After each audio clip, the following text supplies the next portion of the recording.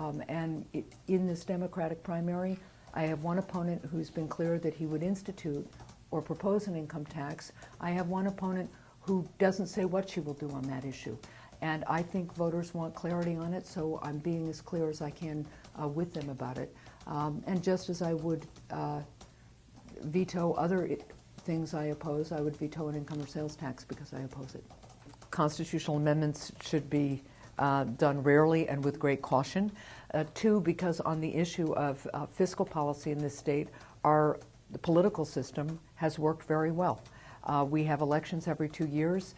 We've had elections where the issue of what kind of tax structure to have has been an issue, and voters have made very clear what they think.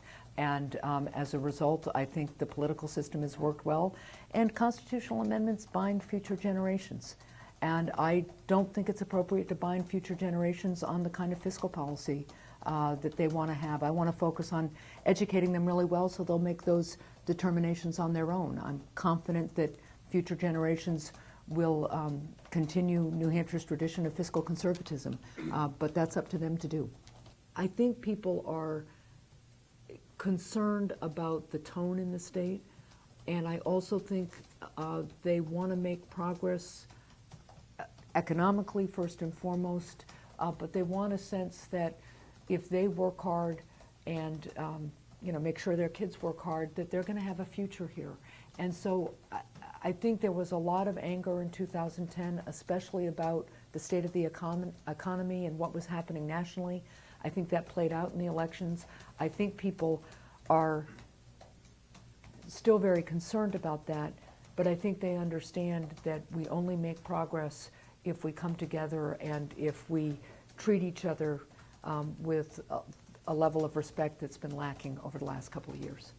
We are not going to be having a debate with Republicans in this upcoming election about whether to have an income or sales tax. We're talking about whether we're going to have revenues at all. We are talking about whether we're going to have functioning government at all.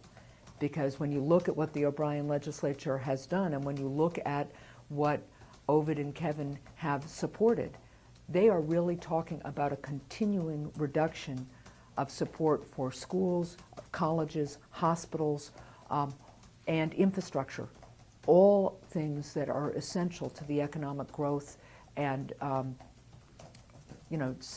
civic survival of this state. So I think it's really important to focus on the big picture here. Is the Tea Party going to consolidate its power in New Hampshire by taking the governor's office this fall, or are we going to return to